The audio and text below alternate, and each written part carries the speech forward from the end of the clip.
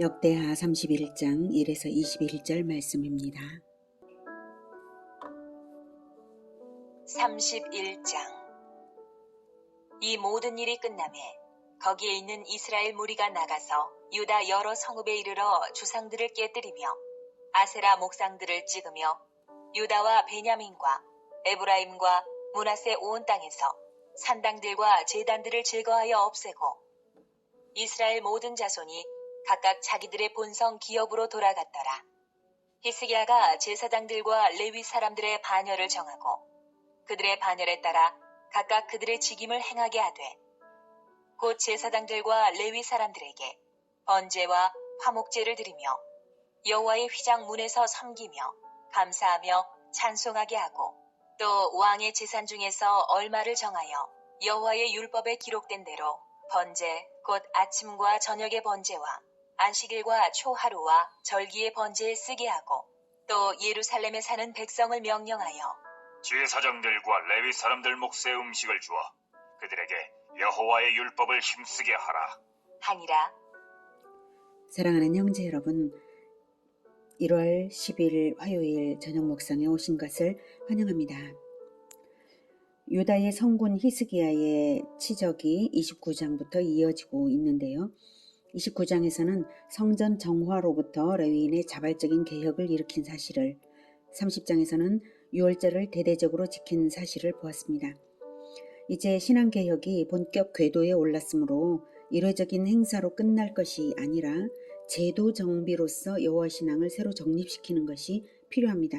그래서 본장에서는 제도 재정비 기사입니다. 1절. 이 모든 일이 끝나매. 이 모든 일은 유월절 준수가 마쳐진 후 북이스라엘 지역에서 내려왔던 사람들은 이제 돌아가야겠는데요. 그냥 돌아가지를 않았어요. 거기에 있는 이스라엘 무리가 나가서 유다 여러 성읍에 이르러 주상들을 깨뜨리며 아세라 목상들을 찍으며 유다와 베냐민과 에브라임과 므낫세 온 땅에서 산당들과 제단들을 제거하여 없애고 이스라엘 모든 자손이 각각 자기들의 본성 기업으로 돌아갔더라. 네. 유다와 베냐민은 남유다의 두 지파이고요. 에브라임과 므낫세 온 땅이라는 것은 북이스라엘의 영역을 말하고 있어요. 예, 에브라임과 므낫세가 거의 대표적이거든요. 이렇게 남유다뿐만 아니라 멸망한 북이스라엘 땅에까지 각종 우상들을 자발적으로 척결한 거예요.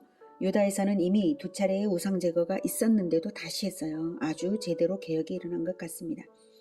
하지만 개혁이 실질적 변화로 삶에 정착되고 사회에 정착되려면 제도개혁으로서 결실을 봐야 합니다. 그래서 히스기야가 핵심적인 것들을 손을 댑니다.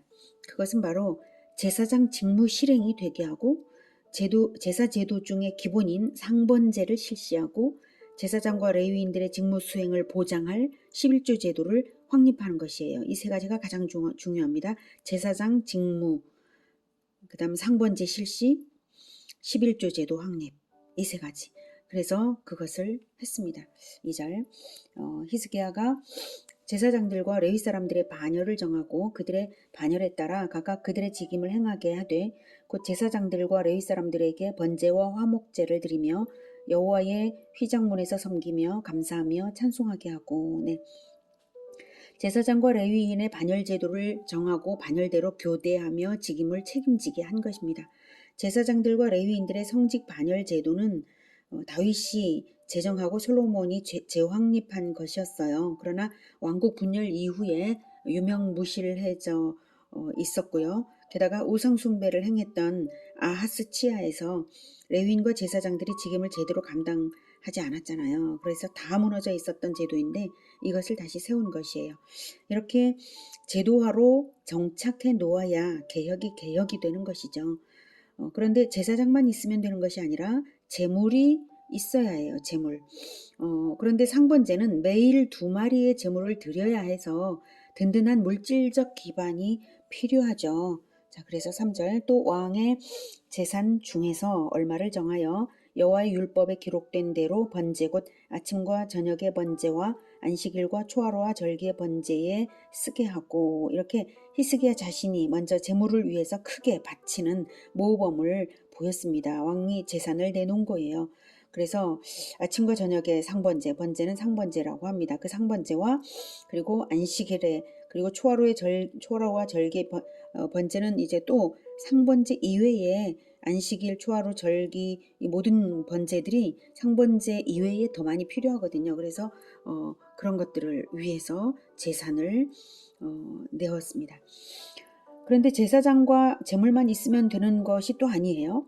제사장과 레위인들이 제사와 직무에 전념해야 제사가 드려지죠. 예, 그럼 어떻게 전념할 수 있느냐? 생계가 보장되어야 해요. 예, 제사장과 레위인들이 먹을 게 없으니까 부업하겠다고 가면 안 되잖아요. 제사장과 레위인들에게는 가나안 정복 당시에 기업을 분배해 주지 않았기 때문에 생계를 위한 생산수단은 그들에게 없어요. 이스라엘 다른 12지파에겐 다 주셨는데 하나님께서 오직 레위 지파는 11조로 생계 유지를 하도록 하나님이 명령하셨으니까 11조가 보장이 되어야 합니다. 근데 과거에 이스라엘이 신앙이 점점 떨어져 가고 그리고 아하스 시대에는 우상 숭배를 하고 있었으니까 누가 11조를 냈겠어요. 그게 가능하지도 않았던 거죠. 자, 그래서 이제 이 11조가 확보되어야 합니다. 그래서 명령을 합니다. 4절. 또 예루살렘에 사는 백성을 명령하여 제사장들과 레위 사람들 몫에 음식을 주어 그들에게 여호와의 율법을 힘쓰게 하라 하니라. 네. 성직자들의 반열 제도가 실제적으로 실현되려면 11조가 반드시 뒷받침되어야 하죠. 그래서 왕이 상번제를 위해서는 왕이 기꺼이 재산을 헌납하는 모범을 보였다. 그러니까 이제 예루살렘 백성들에게는 너희들은 11조를 내라 한 거죠. 제사장들과 레위 사람들 몫의 음식, 즉 11조입니다. 그것을 책임지라라고 명령한 것입니다. 11조 준수가 쉽지 않은 명령인데 어떻게 될까요? 5절.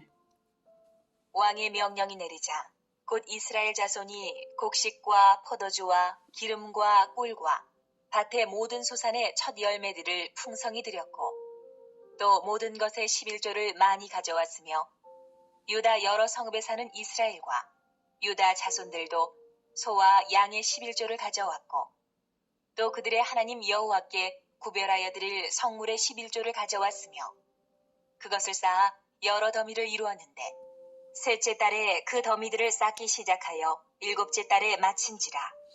네, 11조 명령을 왕이 예루살렘 주민들에게만 처음에는 내린 것인데요. 6절에 보면 유다 여러 성읍에 사는 이스라엘, 즉 북이스라엘에서 남유다로 이주해 온 자들이에요. 그들과 또 유다 자손들, 이 유다 자손들은 예루살렘 이외의 유다 지역에 사는 사람들이에요. 그들이 소와 양의 11조를 가져왔고 그 위에도 11조를 많이 가져왔다라고 나와 있고 또 이렇게 명령하지 않았던 그 이외의 지역들에서까지도 전부 11조를 가져왔어요. 소도 내고 양도 내고 예, 이렇게요.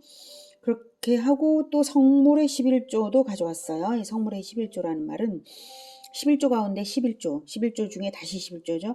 그 11조로서 제사장에게 주어지는 것을 말을 합니다. 그래서 11조는 일반 레위 지파에게, 11조의 11조는 제사장들에게 주어지는 것입니다.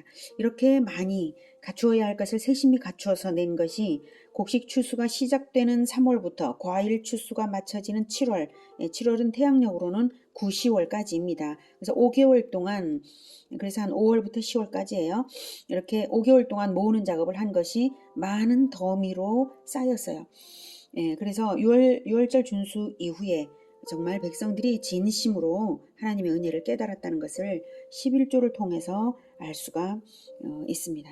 8절.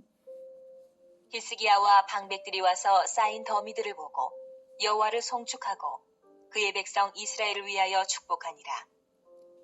히스기야가 그 더미들에 대하여 제사장들과 레위 사람들에게 물으니 사독의 족속 대제사장 아사랴가 그에게 대답하여 이르되 백성이 예물을 여호와의 전에 드리기 시작함으로부터 우리가 만족하게 먹었으나 남은 것이 많으니 이는 여호와께서 그의 백성에게 복을 주셨습니다. 그 남은 것이 이렇게 많이 쌓였나이다.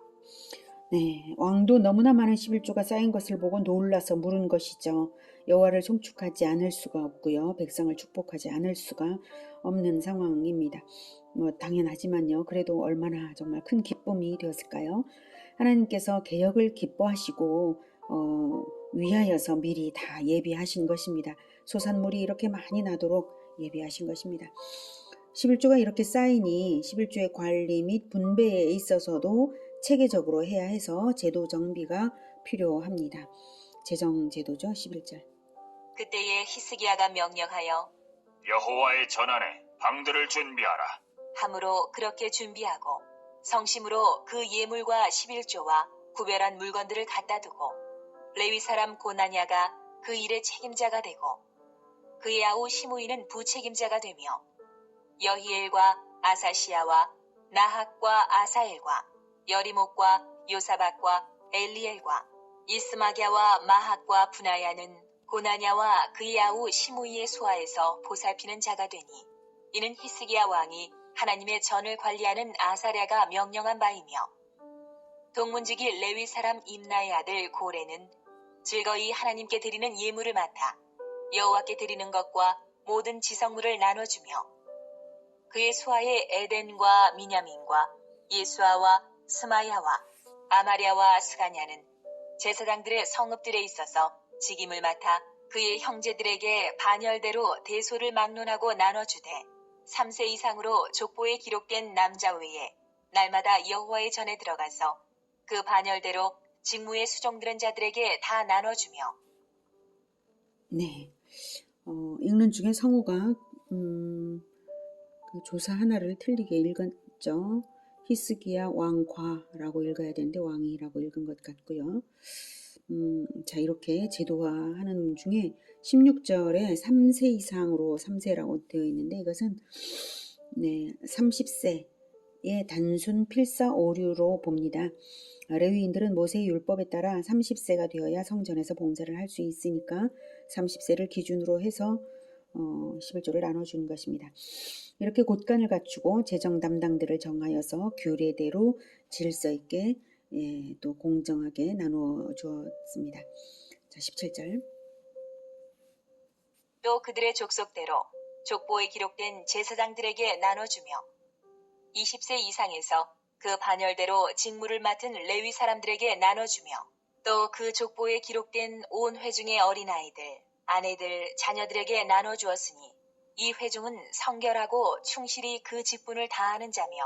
네, 아까는 30세라고 나와 있는데 여기서는 20세라고 또 나와 있는 이 부분은 레위인들의 그 직무가 처음에는 30세 이상으로 정해져 있었지만 나중에는 20세로도 바뀌었고 또 직무가 이제 그 직무를 행해야 될 것이 많으면 이제 그 나이가 조금 어린 사람도 쓰고 이렇게 한 것이거든요. 그래서 20세 이상이라도 반열대로 직무를 맡은 자들에게는 나눠줬다는 뜻이고요. 그리고 18절에 어린아이들, 아내들, 자녀들에게 나눠주었다라고 하는 것은 바로 가족의 숫자, 가족 수를 다 반영해서 분배를 했다라고 하는 뜻입니다. 이때 가족들은 직무가 따로 있는 것이 아니라 이 회중은 성결하고 충실히 그 직분을 다하는 자며 이렇게 쓴 것은 다른 직무를 수행했다는 게 아니라 성결 그 자체가 레위 지파의 직무죠. 성결 그 자체. 이게 바로 레위 지파는 기본적으로 나실인과 같은 삶을 사는 그러한 것으로서 이스라엘에 기여하는 것입니다. 거룩한 자들이 있어야 그 사회를 하나님께서 복 주시지 않습니까? 바로 그 성결 자체가 그들의 직분인 것입니다. 그래서 가장이 레위인의 11조를 받았다고 해서 그 가족이 무조건 다 먹을 수 있는 것이 아니라 가족도 정결한 자들만 먹는 것이거든요. 11조를 함부로 먹는 게 아니라 정결을 유지하면서 먹어야 된다라고 하는 게 그들의 책임입니다. 레위인의 책임은 늘 성결한 삶을 사는 것이에요. 그렇게 어릴 적부터 훈련되어야 나중에 아버지의 뒤를 이어서 레위인의 직무를 행할 수가 있을 테니까요. 19절. 각 성읍에서 등록된 사람이 있어 성읍 가까운 들에 사는 아론 자손 제사장들에게도 나눠주되 제사장들의 모든 남자와 족보에 기록된 레위 사람들에게 나눠주었더라. 네, 각 성읍에서 이제 그 재정 담당들이 있다는 거예요. 그래서 성읍 가까운 들에 사는, 그러니까 시골에 사는 레위 지파와 제사장들에게도 다 이제 누락 없이 나누어 준 것입니다. 도농 간 차이가 없게 공평하게 한 것입니다. 그래야 지방에 사는 레위 지파들을 통해서 백성들에게 온 백성들에게 율법 교육을 할 수가 있으니까요. 20절. 히스기야가 온 유다에 이같이 행하되 그의 하나님 여호와 보시기에 선과 정의와 진실함으로 행하였으니 그가 행하는 모든 일 곧 하나님 전에 수종된 일에나 율법에나 계명에나 그의 하나님을 찾고 한 마음으로 행하여 형통하였더라. 네, 히스기야의 개혁이 이렇게 성공할 수 있었던 것은 그가 머리가 좋아서가 아니라, 물론 머리도 좋았겠지만 그게 중요한 게 아니라 하나님께서 하셨기 때문입니다. 하나님은 히스기야의 마음 중심의 선과 정의와 진실함을 보셨으므로 그의 일이 형통하게, 모든 일을 형통하게 만들어 주신 것입니다. 사실 하나님께 진정성을 가지고 간절히 찾고 찾으며 하나님과의 관계성이 끈끈하게 밀도가 높으면 마음으로 생각하는 것만으로도 우리 하나님은 이루어 주시는 분이십니다.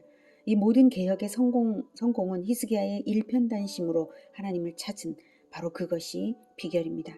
하나님과의 관계성이 핵심 비결입니다.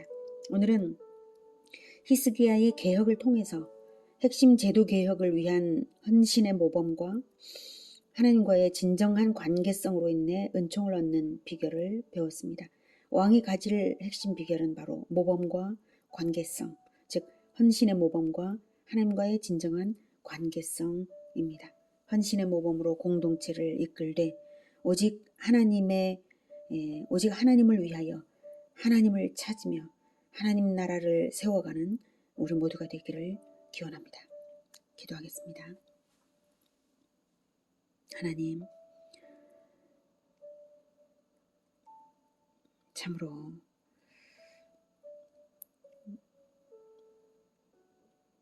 질서의 하나님이시고 또한 개혁을 기뻐하시는, 진정성을 또한 다 보시는 하나님이십니다. 모든 것을 다 아시며 또 준비하여 주셔서 이렇게 히스기야의 개혁이 성공하는 것을 볼 때에 우리가 오직 진정한 마음으로 하나님을 사랑하는 그것 밖에는 걱정할 것이 없고, 오직 진정한 마음으로 변화받고자 하고 또 진정한 마음으로 하나님의 백성을 사랑하여 충성스럽게 일할 때 모든 것이 형통하게 될 것을 확신하게 됩니다. 하나님, 우리의 삶에도 늘 이렇게 진정성을 가지고 개혁이 이루어지게 주님 도와주시옵소서. 우리가 늘 개혁이 필요합니다. 주님, 우리가 무엇을 어떻게 고쳐야 할지 하나님께 인도를 받으며 고쳐나갈 수 있게 도와주시옵소서. 그리고 우리의 마음을 늘 보시고 형통케 하여서 풍성하게 하시고 하나님 나라가 더욱 확장되게 든든히 서가게 주님 도와주시옵소서. 우리가 늘 모범으로서 하나님을 섬겨드리고 백성을 섬겨드리겠습니다. 늘 진정성으로서 하나님을 만나겠습니다. 주님 도와주시옵소서. 예수님의 이름으로 기도드립니다. 아멘. 이어지는 시간은 개인 기도 시간입니다.